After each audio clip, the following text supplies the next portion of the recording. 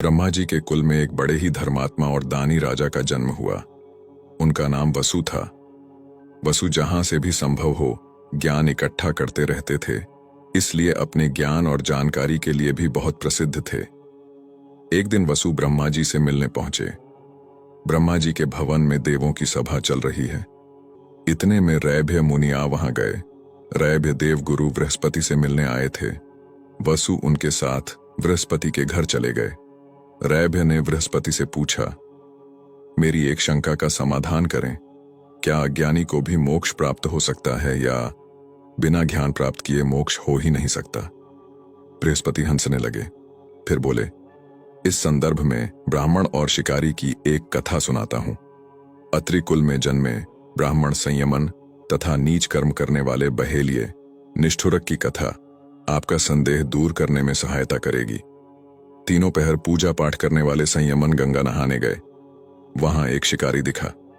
संयमन बोले, शिकारी, ये जीव हत्या का काम ठीक नहीं, इसे छोड़ दो। ये सुनकर शिकारी मुस्कुराने लगा।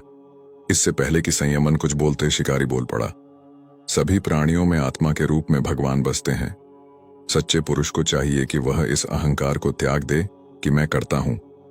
कोई कुछ नहीं करता, जो करता है सब ईश्वर करता है। सब प्रभु की लीला है, तो ऐसे में क्या शिकार और क्या शिकारी। मारने वाला भी वही, मरने वाला भी वही। आप किसी को हीन न समझें। शिकारी होकर ऐसी ज्ञान की बातें कर रहा है। यह सुनकर ब्राह्मण संयमन आश्चर्य में बोला, तुम कौन हो जो इतने तर्क के साथ अपनी बात रख रहे हो? शिकारी ने कोई जवाब नहीं दिया। वह लोहे का एक जाल लेकर आया। जाल को सूखी लकड़ियों के ऊपर डाल दिया। फिर संयमन के हाथ एक लुकाठी देकर कहा, विप्रवर, इन लकड़ियों में आग लगा दें।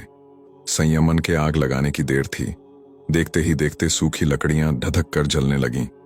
जाल के विभिन्न छेदों से अग्नि की ज्वाला लहराने लगी। शिकारी ने आग की ओर इशारा करते हुए कहा, विप्रवर, आप इन छेदों में से निकलती आग की कोई एक ज्वाला या अग्निपुंज उठा लें, क्योंकि अब मैं आग को बुझाऊंगा। शिकारी ने आग पर जल फेंका तो पल भर में ही धधकती आग शांत हो गई। शिकारी बोला, आर्शिवर, जो आग आपने चुनी थी वह मुझे दे दें, उसी के सहारे मैं अपना जीवन यापन करूंगा। संयमन ने आग पर निगाह डाली, पर वहां अब आग कहां।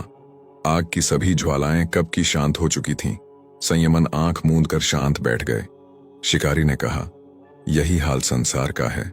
सबके मूल में भगवान की ही ज्योत जल रही है। यदि व्यक्ति अपने स्वाभाविक धर्म का अनुसरण करते हुए हृदय को परमात्मा से जोड़कर कोई भी शुभ अशुभ कार्य करता है, फिर उस कार्य को प्रभु को समर्पित कर देता है, तो उसे न तो कोई दुख होता है, न ही वह कर्म संबंधी पाप पुण्य के चक्कर में पड़ता है।